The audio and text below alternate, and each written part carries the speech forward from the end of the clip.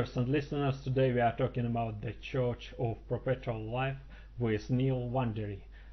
Neal is an officiator at the Church of Perpetual Life and owner of VanDeRee Associates.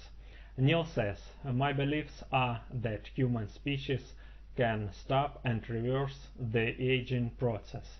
I view aging as a disease that we can cure, and believe this will come to pass within our lifespan. As sooner we get this done, the more lives will be saved." The link on the Church of the Perpetual Life website and YouTube channel below the video. And now my conversation with Neal. Hello, Neal. It's my extreme pleasure to have you on my channel. It's a pleasure to be here, Alexander. Neal, could you tell us about the Church of Perpetual Life? For people who don't familiar with the Church of Perpetual Life, what's the purpose and what's the mission of the church? Sure. The Church of Perpetual Life is the first brick-and-mortar transhumanist church and the only one of its kind in the world, Alexander. We have been established to fill a gap that we find in modern society. We unite all like-minded people and we teach scientific rationality along with the Creator's plan for mankind to develop technologies that will help us to transform life into an environment of perpetual duration. So to put that in another way to saying that is that we are people that come from many different walks of life. Maybe we are Christian or atheist or Jewish or Buddhist, but what unites us all is our desire and our looking for a way to live indefinitely, an unlimited lifespan. Neal, could you tell us about the profits of the Church of Perpetual Life? Be my pleasure. There are two prophets that we follow here at Perpetual Life. One is Arthur C. Clarke, and Arthur C. Clarke is a great writer, and he's said things such as, "The only way to discover the limits of the possible is to go beyond them into the impossible." Another prophet of our church is Nikolai Fedorov, and you may be familiar with Fedorov, but some people may not be. He's an old philosopher from way back, over 100 years ago, and his ideas were to do things with society and with humanity so that we could live in more peace and to turn nature into a help for humanity. One of the things that Nikolai Fedorov would say is that we are in a world where there are many problems. We have the problems of hurricanes and floods and droughts, and we should transform nature into an eternal friend. And that is also transforming our lives from finite lives with death, to eliminate that so that we can live an unlimited lifespan in full health. Neal, so the statement of the Church of Perpetual Life is we must and can slow down aging, reverse aging, and extend healthier lifespan. Yes. Yes. Yes. Okay, great. So, Neal, tell me please, why do you consider that aging is a disease? I'd be happy to, Alexander. First, let me tell you about our creed. The Church of Perpetual Life, we have a creed, and that may help some of your listeners to understand. Our creed is we believe that all life is sacred and that we have been given this one life to make unlimited. We believe in our Creator's divine plan for all of humanity to have infinite lifespans in perfect health and eternal joy, rendering death to be optional. By following our gospel, we achieve eternal life, creating a heaven here on earth. So we follow Nikolai Fedorov, who taught that the transcendence of the Creator will only be solved when humanity, in our unified efforts, become an instrument of universal resuscitation, when the divine word becomes our divine action.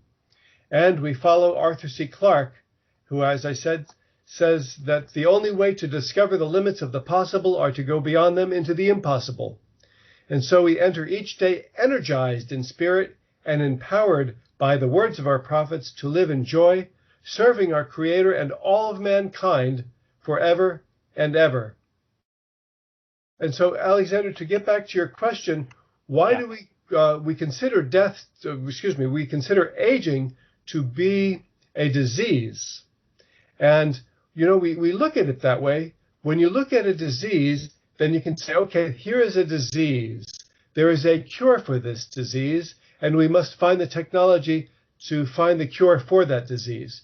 There are many researchers now who are awakening their minds to the possibility of aging itself as a disease. And I think that when all of humanity sees aging as this disease, then we can finally start focusing on ways to find a cure for the disease of aging. And this is something that's transforming just in the past, perhaps 5 years. It's been something that's becoming more acceptable to medical researchers and to scientists worldwide. And I believe that we will see, you and I and all of us will see, a cure for aging within our lifetime. Neal, death isn't part of the natural order of things. Well, I don't find that to be true. At this time, many people may see death as a natural order of things, and when that happens, those people may create an imaginary fantasy life after death for themselves. And that does them a disservice. That's very, in my opinion, very bad for all of people, because there are actually species of lives, very few perhaps, but they appear to live forever. There is, for one, the immortal jellyfish. The immortal jellyfish has been seen in the laboratories to get older and then younger, and then older and then younger, and many times have this span where it actually reverses its aging. This is also true of other creatures. Certain species of sharks, fish, lobsters seem to have an unlimited lifespan and could live forever if they don't get eaten by something else or killed in some way. And so we humans, I believe, we will find a way to reverse our aging and make death optional. And when that happens, then people can live to be 500, 1,000, 10,000 years and more. And as we do this, we then catch the longevity, the life extension, longevity escape velocity. Longevity escape velocity is when people live healthy and long enough to where the technology in the future we catch up to that, and then we find a way to live even longer and longer and longer, and that can go on, hopefully, indefinitely. And that will make death optional for people. So, Neal, moral, ethics, biases should be rethinking, yes?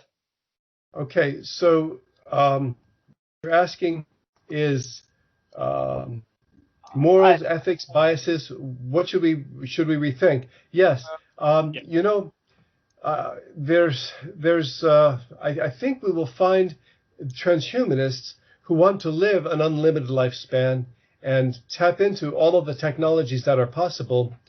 I think we will find that morals and ethics will change, but ultimately it is moral to live a good life, a good, healthy life. It is immoral to live unhealthy and to be having to be forced to die sometime.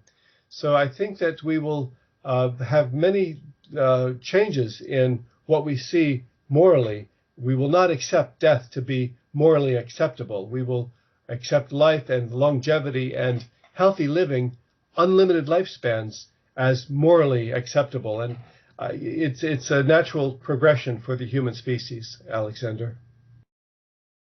Neal, in your opinion, why is fighting against aging isn't a global priority? Moreover, 100,000 people die every day from diseases associated with aging. Yes, that's true. It's a tragedy. It's horrible. Unfortunately, most of society, most of people don't realize that, as we do at Perpetual Life, that aging can be reversed. Most people don't realize that death can be optional. I think when people worldwide realize this and come to find that death can be optional, that is when a global priority to find a cure for the disease of aging, the global priority to find a way to reverse aging and cure this will give us the opportunity to avoid death, then people will get behind this. Right now, we see people running to the aid of people around the world, and that's very important, no doubt. It's important for people to be able to have enough food, to be able to live a disease-free life. If we can stamp out smallpox in the world, then we need to do that. But the same is the case for aging itself. And when that becomes universally accepted by people, we will run toward that opportunity, and we will then become an unaging species. Our species will have an unlimited lifespan. Neal, do you have apprehension that Orthodox religious groups, so-called fundamentalists, will go on to try to slow down or even to stop technical progress and our evolution, like it was with barcodes and experiments with human embryons? And I know that some of them fighting against 5G internet now. Yes, Alexander, I must say that there's always going to be offshoots and branches of religious groups that are very extreme. And these extreme groups will be perhaps forever against the use of automobiles or the use of electricity, or they live in little sections and they want to live in those types of lifestyles. But I think we will find that for the most part, most of the religions will be embracing what we teach at Perpetual Life. It's evidenced by the fact that we have members of every religion throughout the world, and they have come to be at Perpetual Life and to interact and to learn and to find ways of reversing aging. So I think that we'll find, for the most part, this will not be a barrier for transhumanists and for immortalists, which is what we call ourselves at Perpetual Life. I think that for the most part, most people in a religious organization, in a religion, they will say that they find life to be sacred. And when you look at it this way, then therefore human life and unlimited human life should also be the next logical step to be considered sacred and protected, and healthy, unlimited lifespans, I think, will be embraced by all religious groups ultimately. It's unfortunate, for thousands of years, people have been trying to live an unlimited lifespan, and we can perceive that maybe 1,000 years ago, we didn't have that opportunity. We didn't know what to do and how to live an unlimited lifespan. So it was just so horrible to consider that a person would die and end forever. So many religions may have invented something to help to numb the pain of the idea, the concept of being dead forever and being gone forever. The idea of being reincarnated through the Buddhist philosophies, or the idea of going to a heaven and living in a place that is better than where they live now. And there are many people alive today that are not happy with their lives. They're not happy with what they are doing. And so they look forward to this fantasy land of being in a place that will be so much better than where they are now. Unfortunately, what they could do is change their lives, change those things that are making them unhappy, so that they can live wonderful life full of joy and great things happening every day. If they hate their job, they should quit their job, find something else that they would love to do. If they hate their partner, get rid of their partner, go away from that, find someone that they will love to be with. And when people are in that state of mind, where there's eternal joy and great feelings every day they wake up and they love to be alive, then they will say, well, I don't want to go to heaven, I'm already there. And I think that we'll see that come to pass. Yeah, Neal, a lot of scientists consider that in several decades will be singularity. Merging with machines, it's inevitable. And we, human beings, will be another creature. What's the Church of Perpetual Life opinion about this? Well, Alexander, I'll say that humanity has evolved from a lower species to where we are now, and the only logical step would be for us to evolve to a greater creature. So if we will be connected by our brains directly to computers and merging with the singularity as Ray Kurzweil sees, I think this is inevitable. Many people look at transhumanism and they say, oh, no, I don't want that. I don't want to become a robot. I'm all against that. But when you look at it, many of these people are already embracing transhumanist philosophy concepts. If they have a pacemaker in their heart so they can live another 20 or 30 years, that's a machine in their body. That's transhumanism. If they have a cavity in their filling, or if they're wearing glasses, these are things, these are tools, these are rudimentary machines that or technologies that they're embracing so that they can live healthier, better, longer lives. And so I think that as we see the singularity coming, and as we see machines becoming basically intelligent, I see the merging of humanity with that. And I think that we'll see many levels of humans evolving. Those that are more, as I said before, religious, and they don't want to embrace even electricity or other technologies, they will be staying at a certain level and living on. Those that want to stay where we are now, they'll live at a certain level and perhaps live on. And those that embrace technologies and embrace the singularity and where we can merge with the computer itself, they'll go to another level. And what I hope for and what I envision is a place where there is peace and working together with all levels of humanity. And I believe that we'll see that in our time. I think we're going to see, as I said, a heaven created here on earth where there is peace among the creatures and among the many stages of evolution that humanity will become.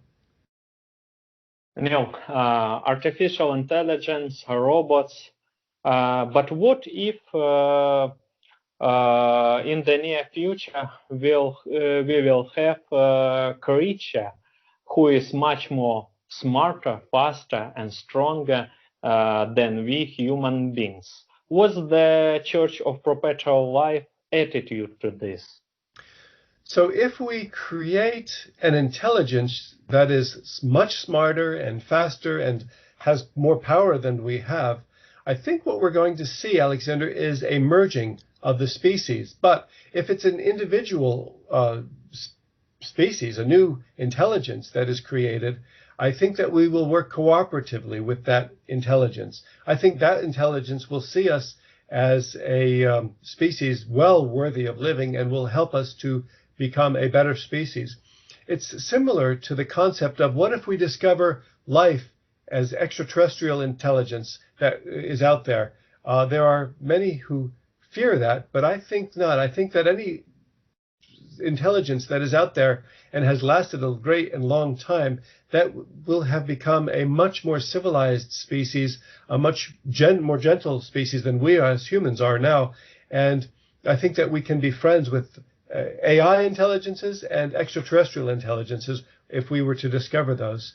And it's our duty as human beings to be that way also with lesser life forms. I think it's very important for our species to take care of this earth, to take care of lesser life forms, and to let them to flourish and to live good lives also. So Neal, again about AI. Some scientists consider that AI our last invention. Do you agree or disagree with this statement?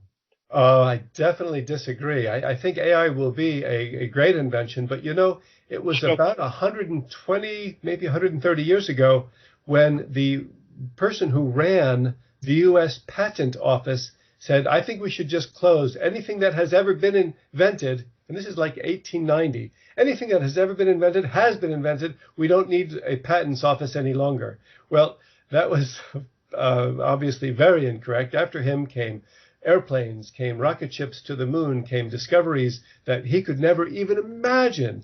And surely we will, I believe, invent artificial intelligence and perhaps will create a living intelligence with computerized beings or robotics. But that will not be our last invention. There will be many more to come. And I think probably through the use of AI, we will invent things that we can't even conceive of today, Alexander. Great, wonderful, amazing things. Neal, could you tell me how inhabitants of Hollywood prepare for AI? How would inhabitants of Hollywood or anywhere on the planet prepare for AI? The best thing to do is to become aware of what is going on, to become aware of artificial intelligence and all of the creations that are coming our way, to also become aware of the fact that age reversal is becoming possible and that we can live an unlimited lifespan. Right now, it is universally accepted that people can only live to be 100, 110, or 120 years, and then they have to die. But imagine how the world will be when we get beyond that barrier, when we can live to be 500, 1,000, 10,000 years old. How much better those of us who are immortalists, who want to live long, limited lifespans, how better the world will be. We will take much better care of the planet. We will take much better care of our fellow human beings. And I think that we are going to see, as I said, a beautiful heaven here on the planet Earth. And in other places, if we can go beyond this Earth to the moon and to the moons of Jupiter and Saturn, when we can bring life to Mars, how wonderful a solar system this will be. And I look forward to being here to see that happen. Neal, great. I'm enjoying. Neal, what do you see now in the lifespan extension technologies that you even didn't expect a couple of years ago? 2, 3, 5 years ago, we didn't have people like Dr. Church from Harvard saying that if he gets the funding now, in 5 years, we can reverse aging and make death optional. So we're seeing things emerge, different technologies emerge. But there's one thing that I think it's important to note, that we really do have to enrich these researchers with the money that they need to do the research to bring these emerging technologies to life. There are a number of things coming. As I said, Dr. Church, Dr. Sinclair, Dr. Aubrey de Grey, and the SENS Foundation, all of these organizations are bringing things that we couldn't conceive of before. My friends in Hollywood and in South Florida and around the world are doing different things themselves. They're experimenting with different technologies individually, and trying to find ways. They're doing tests on their bodies to say where their body is now, and then they're doing things, different treatments that you can learn about in other places and from the lectures that we have at Perpetual Life. Although we're the only church in the world, we do live stream our presentations, and we save those recordings, and people can go back and watch those presentations. And in those presentations, we're seeing the technologies emerging and different things happening. And that's what gives me great hope for all of humanity for an unlimited lifespan very soon. Neal, what's your and the Church of Perpetual Life picture of the future? My vision of the future is, as I've said, a heaven here on earth where all people will stop fighting for what they see as limited resources. We have almost unlimited resources. We really do have unlimited resources because we're here on this planet, but we can go beyond this planet. We should have unlimited cooperation to make humanity this unlimited species which it deserves to be, to live in joy and live forever and never have to die, never have to feel unhealthy. To be able to be healthy and live forever is what I see for our planet, for our species, and for our societies. Neal, what should people take away from our conversation, and what's your message to people? If anyone is out there and they're not in a completely joyful place, if they're not completely happy, they should look into their lives, figure out what is making them unhappy, and change that. There, in my opinion, is no life after death. This is it. We are given this one life. So I would say to them, look to places like the Church of Perpetual Life. Get involved in communities that are unlimited life societies, organizations, groups of people where they can live, where they can talk to people about living an unlimited life.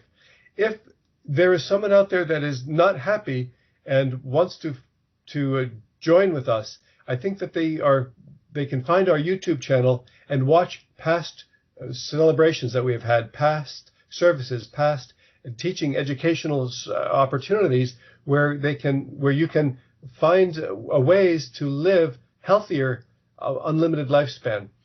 Life can be unlimited, and you can have complete joy forever. And I would implore them to even create communities within their communities and meet with other people. You may find people just living next door to you who also want to live an unlimited lifespan.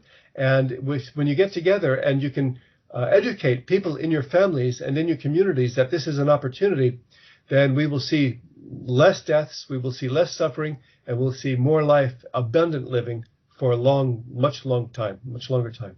Alexander. Neal, thank you so much for your valuable time. Thank you so much for sharing with us your wisdom. And thank you so much for joining to us today. My pleasure, Alexander. Thank you for having me.